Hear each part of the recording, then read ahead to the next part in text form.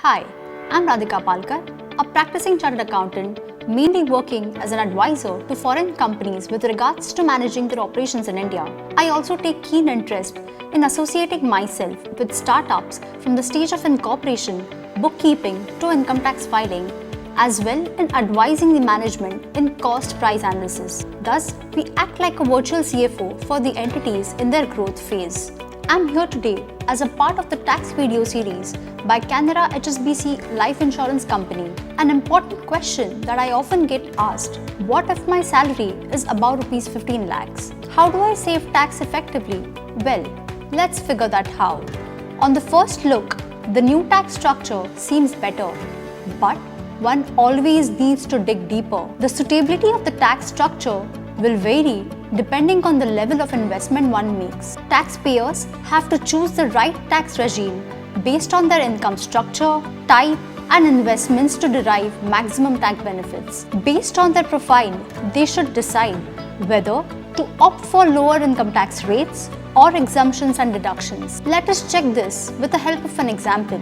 Let's say Mr. A has a gross salary of Rs 16 lakhs. Then, under the old regime, he would be eligible for a standard deduction of Rs 50,000, which he cannot claim under the new tax regime. Thus, his income under the head salary under the old tax regime would be Rs 15 lakhs 50,000, whereas under the new tax regime, it will continue to be Rs 16 lakhs. He would also be eligible for deduction under Chapter 6A. Say for instance, he has invested 1,50,000 towards PPF, which would be eligible for deduction under Chapter 80C, and he has also invested towards medical insurance premium of Rs 50,000. He would be thus eligible for a total deduction of Rs 2 lakhs. This he would not be able to claim under the new tax regime. Thus, his net taxable income under the old tax regime would be Rs 13,50,000, whereas under the new tax regime, it would be Rs 16 lakhs.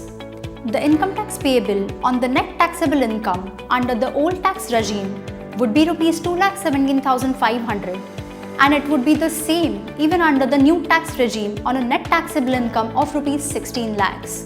In addition to this, there would be an applicability of higher education cess at the rate of 4%, which comes to 8,700 under both the tax regime.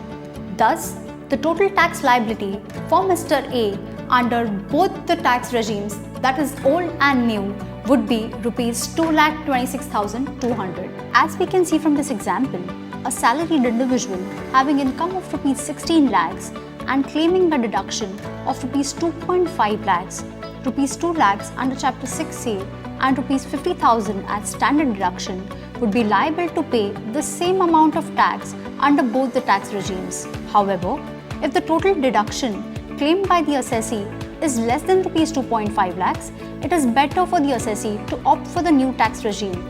On the other hand, if the assessee opts for additional deduction under Chapter 6A, like contribution towards NPS under Section 80CCD 1B, then the assessee would be liable for an additional deduction of Rs 50,000 over and above Rs 2 lakhs under Chapter 6A, thus making the total deduction of Rs 3 lakhs. Let me quickly explain what the deduction under Section 80CCD 1B is like. The contribution towards NPS can be claimed as deduction under Section 80CCD 1B under the old tax regime, which is in addition to the deduction of Rs 2 lakhs as shown above. Amount of deduction up to Rs 50,000. Applicability: any individual taxpayer who has deposited any amount in his NPS account. The NPS covers New Pension Scheme and Atal Pension Yojana. Thus, if an investment is made as per Section 80CCD 1B, then it is better to opt for the old regime as the tax liability would reduce further. Unfortunately, there is no single answer to this. While figuring out what option to go for might look complicated, but if you approach it in a systematic way, it is not that difficult to figure out. In a simpler way, here is what the assessee needs to do. Calculate all the exemptions that you're availing. If you're living on rent, you would be claiming HRA which is the biggest salary exemption that one enjoys. Apart from that, other tax-free components include LTA, children education allowance, phone bills, etc.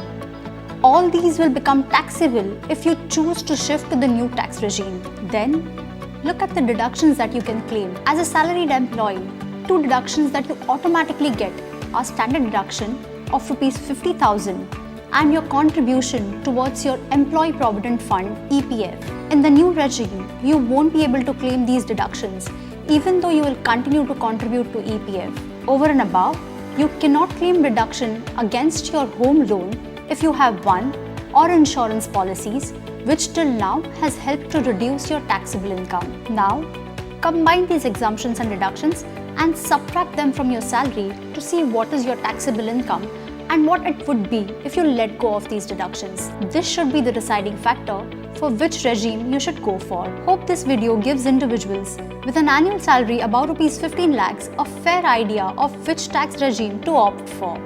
Thank you.